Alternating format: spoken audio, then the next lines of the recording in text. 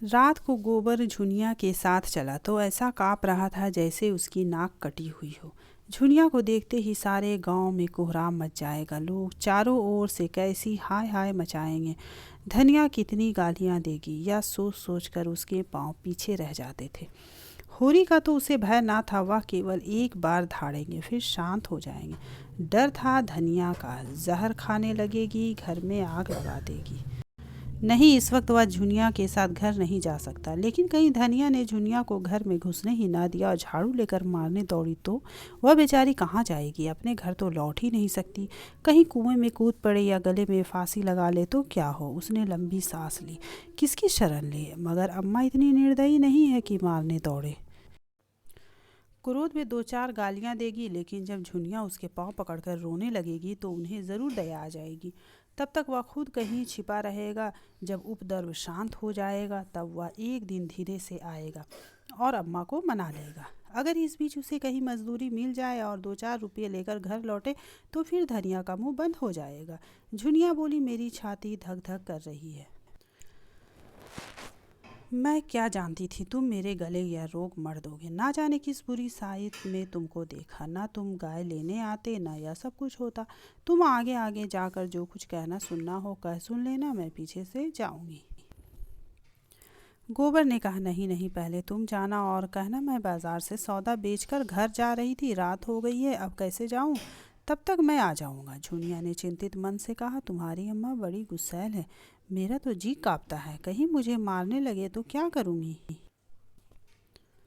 गोबर ने धीरज दिलाया, अम्मा की आदत ऐसी नहीं है। हम लोगों तक को कभी एक तमाचा मारा नहीं, तुम्हें क्या मारेगी। उनको जो कुछ कहना होगा मुझे कहेगी, तुमसे तो बोलेगी भी नहीं। गांव समीप आ गया। गोबर ने ठिठक कर कहा, अब तुम जाओ। झुनिया ने अनुरोध किया, तुम भी देर ना करना। नहीं नहीं, क्षण भर में आता हूँ, तू चलो तो। मेरी जी ना जाने कैसा हो रहा है। तुम्हारे ऊपर क्रोध आता है। तुम इतना डरती क्यों हो। मैं तो आ ही रहा हूँ।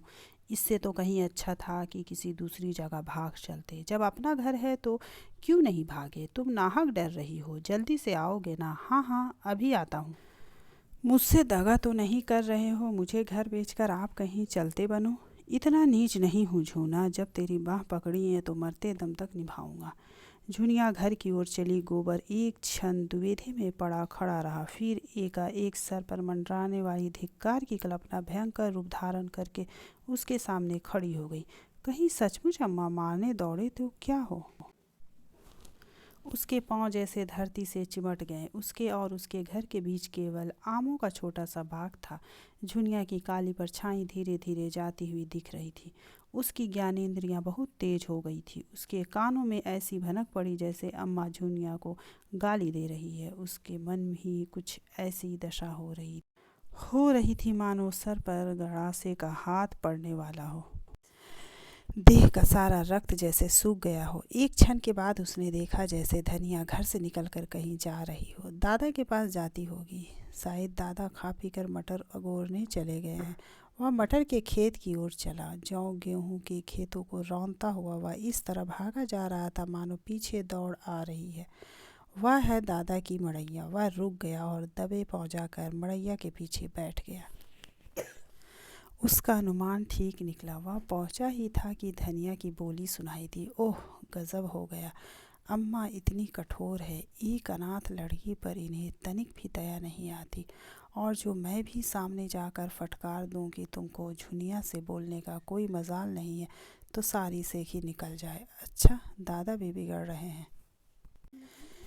केले के लिए आज ठिकरा भी तेज हो गया है। मैं ज़रा अदब करता हूँ, उसी का फल है। या तो दादा भी वहीं जा रहे हैं। अगर झुनिया को इन्होंने मारा पीटा तो मुझसे ना सहा जाएगा। भगवान, अब तुम्हारा ही भरोसा है। मैं ना जानता था इस विपत में जान फंसेगी। झुनिया मुझे अपने मन में कितना धूर्त, कायर और नीच समझ रही होगी, मगर उसे मार कैसे सकते हैं, घर से निकाल भी कैसे सकते हैं। क्या घर में मेरा हिस्सा नहीं है। अगर झुनिया पर किसी ने हाथ उठाया तो आज महाभारत हो जाएगा। माँ बाप जब तक लड़कों की रक्षा करे तब तक माँ बाप है। जब उनमें ममता ही नहीं तो कैसे माँ बाप। होरी ज्यों ही मड़ैया से निकला, गोबर भी दबे पांव धीरे धीरे पीछे पीछे चला। लेकिन द्वार पर प्रकाश देखकर उसके पांव बंध गए। उस प्रकाश रेखा के अंदर वह पांव नहीं रख सकता। वह अंधेरे में ही दीवार से चिमट कर खड़ा हो गया। उसकी हिम्मत ने जवाब दे दिया, हाय बेचारी झुनिया पर निरपराध यह लोग चिल्ला रहे हैं और वह कुछ नहीं कर सकता। उसने खेल खेल में जो एक चिंगारी फेंक दी थी वह सारे खलिहान को भस्म कर देगी, यह उसने ना समझा था। और अब उसका इतना साहस ना था कि सामने आकर कहे, हाँ मैंने चिंगारी फेंकी थी। जिन टिकोने से उसने अपने मन को संभाला था वे सब इस भूकंप में नीचे आ रहे और वह झोपड़ा नीचे गिर पड़ा। वह पीछे लौटा। अब वह दुनिया को क्या मुंह दिखाए। वह 100 कदम चला, पर इस तरह जैसे कोई सिपाही मैदान से भागे। उसने झुनिया से प्रीति और विवाह की जो बातें की थी वह सब याद आने लगी। वह अभिसार की मीठी स्मृतियाँ याद आई, जब वह अपने उन्मत्त उमासों में, अपनी नशीली चितवनों में मानो अपने प्राण निकालकर उसके चरणों पर रख देता था। झुनिया किसी वियोगी पक्षी की भांति अपने छोटे से घोंसले में एकांत जीवन काट रही थी। वहाँ नर का मत आग्रह न था, न वह उद्दीप्त उल्लास, न शावकों की मीठी आवाज़ें, मगर बहेलियों का जाल और छल भी तो वहाँ न था। गोबर ने उसके एकांत घोंसले में जाकर उसे कुछ आनंद पहुंचाया या नहीं कौन जाने, पर उसे विपत्ति में तो डाल ही दिया। वह संभल गया। भागता हुआ सिपाही मानो अपने एक साथी का बढ़ावा सुनकर पीछे लौट पड़ा। उसने द्वार पर आकर देखा तो किवाड़ बंद हो गए थे। किवाड़ों की दराजों से प्रकाश की रेखाएं बाहर निकल रही थी। उसने एक दराज से बाहर झाँका। धनिया और झुनिया बैठी हुई थी। होरी खड़ा था। झुनिया की सिसकियाँ सुनाई दे रही थी और धनिया उसे समझा रही थी, बेटी तू चल कर घर में बैठ, मैं तेरे काका और भाइयों को देख लूँगी। जब तक हम जीते हैं किसी बात की चिंता नहीं है। हमारे रहते कोई तुझे तिरछी आंखें देख भी ना सकेगा। गोबर गदगद हो गया। आज वह किसी लायक होता तो दादा और अम्मा को सोने से मढ़ देता और कहता, अब तुम कुछ परवाह ना करो, आराम से बैठ खाओ और जितना दान पुण्य करना चाहो करो। झुनिया के प्रति अब उसे कोई शंका नहीं है। वह उसे जो आश्रय देना चाहता था वह मिल गया। झुनिया उसे दगाबाज समझती है तो समझे। वह तो अब तभी घर आएगा जब वह पैसे के बल से सारे गांव का मुंह बंद कर सके और दादा और अम्मा उसे कुल का कलंक ना समझकर कुल का तिलक समझे। मन पर जितना ही गहरा आघात होता है उसकी प्रतिक्रिया भी उतनी ही गहरी होती है। इस अपकीर्ति और कलंक ने गोबर के अंतस्थल को मथ कर वह रत्न निकाल लिया जो अभी तक छिपा पड़ा था। आज पहली बार उसे अपने दायित्व का ज्ञान हुआ और उसके साथ ही संकल्प भी। अब तक वह कम से कम काम करता और ज़्यादा से ज़्यादा खाना अपना हक समझता था। उसके मन में कभी यह विचार ही नहीं उठा था कि घर वाले के साथ उसका भी कुछ कर्तव्य है। आज माता पिता के उदात्त क्षमा ने जैसे उसके हृदय में प्रकाश डाल दिया। जब धनिया और झुनिया भीतर चली गई तो वह होरी के उसी मड़ैया में जा बैठा और भविष्य के मंसूबे बांधने लगा। शहर के बेलदारों को 5-6 आने रोज मिलते हैं, यह उसने सुन रखा था। अगर उसे 6 आने रोज मिले और वह 1 आने में गुजार कर ले तो 5 आने रोज बच जाए। महीने में 10 रुपये होते हैं और साल भर में 125। वह 125 की थैली लेकर घर आए तो किसकी मजाल है जो उसके सामने मुंह खोल सके। यही दाता दीन और यही पटेसूरी आकर उसने हाँ में हाँ मिलाएंगे और झुनिया तो मारे गर्व के फूल जाए। 2-4 साल वह इसी तरह कमाता रहे तो घर का सारा दलिद्दर मिट जाए। अभी तो सारे घर की कमाई भी 125 नहीं होती। अब वह अकेला 125 कमाएगा। यही तो लोग कहेंगे कि मजूरी करता है। कहने दो, मजूरी करना कोई पाप तो नहीं है और सदा 6 आने ही थोड़ी मिलेंगे। जैसे जैसे वह काम में होशियार होगा मजूरी भी तो बढ़ेगी। तब वह दादा से कहेगा, अब तुम घर बैठकर भगवान का भजन करो, इस खेती में जान खपाने के सिवा और क्या रखा है। सबसे पहले वह एक बछाई गाय लाएगा जो 4-5 सेर दूध देगी और दादा से कहेगा, तुम गौ माता की सेवा करो, इससे तुम्हारा लोक भी बनेगा परलोक भी। और क्या, 1 आने में उसका गुजर आराम से ना होगा। घर द्वार लेकर क्या करना है, किसी के ओसार में पड़ा रहेगा। सैकड़ों मंदिर हैं, धर्मशाले हैं। और फिर उसकी वह मजूरी करेगा, क्या वह उसे रहने के लिए जगह ना देगा। आटा रुपये का 10 सेर आता है, एक आने में 2.5 पाव हुआ। एक आने का तो वह आटा ही खा जाएगा, लकड़ी दाल नमक साग यह सब कहाँ से आएगा।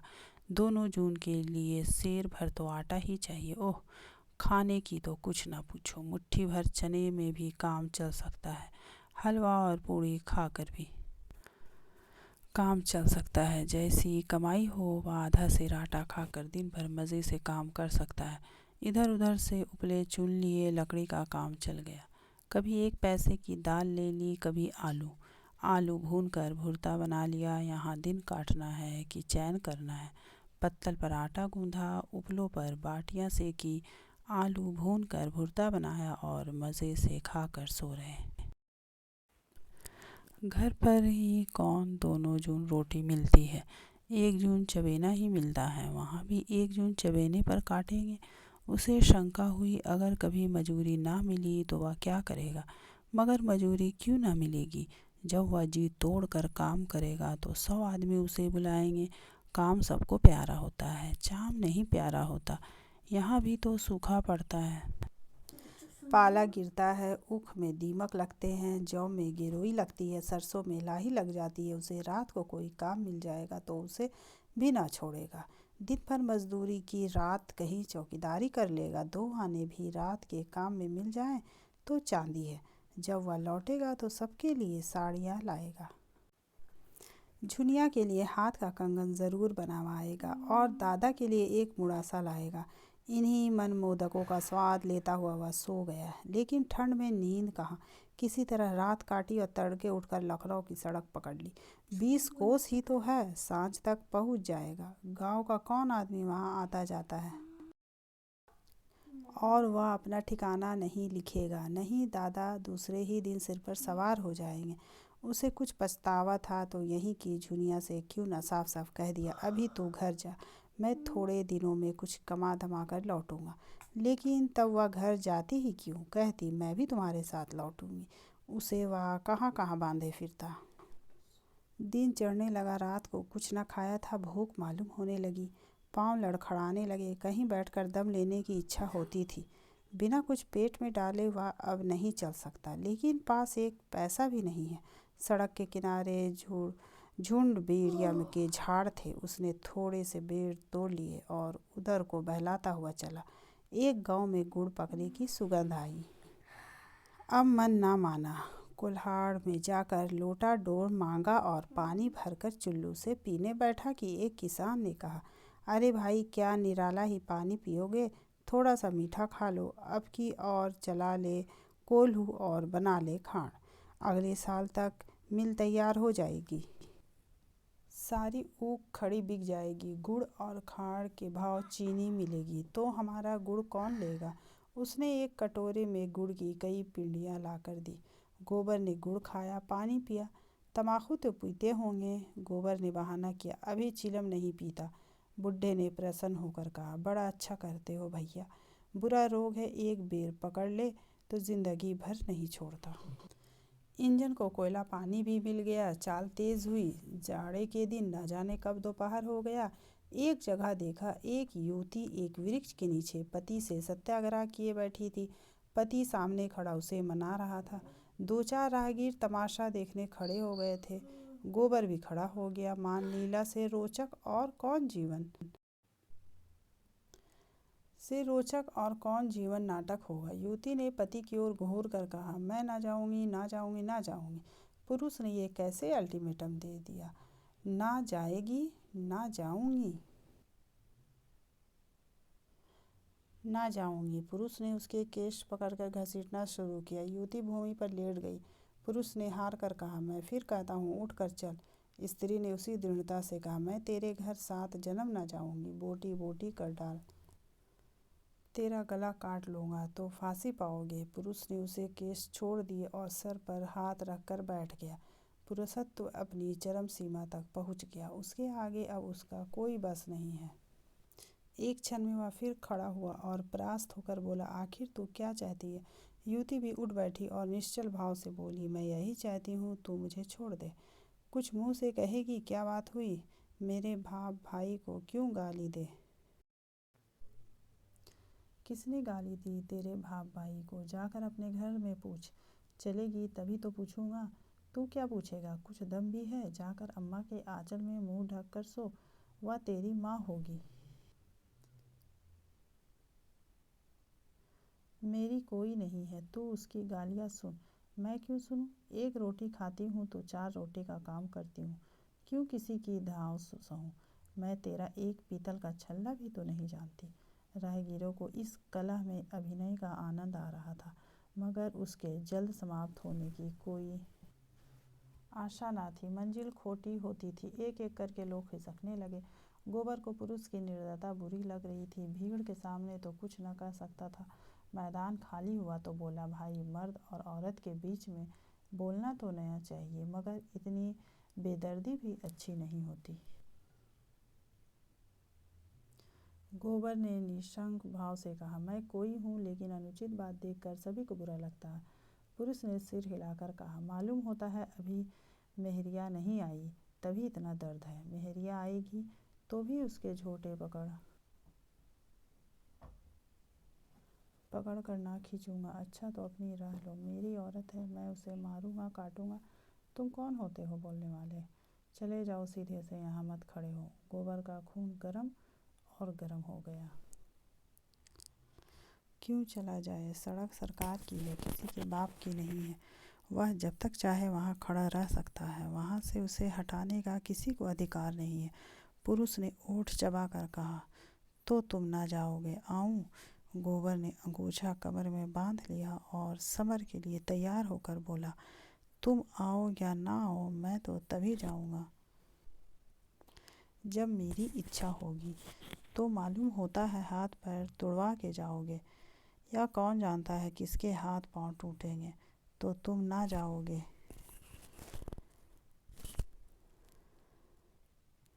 ना। पुरुष मुट्ठी बांधकर गोबर की ओर झपटा। उसी क्षण युवती ने उसकी धोती पकड़ ली और उसे अपनी ओर खींचती हुई गोबर से बोली, तुम क्यों लड़ाई करने पर उतारू हो रहे हो जी? अपनी राह क्यों नहीं जाते? यहाँ कोई तमाशा है? हमारा आपस का झगड़ा है। कभी वह मुझे मारता है, कभी मैं उसे डांटती हूँ। तुमसे मतलब? गोबर या धिक्कार पाकर चलता बना। दिल में कहा, यह औरत मार खाने ही लायक है। गोबर आगे निकल गया तो युवती ने पति को डांटा,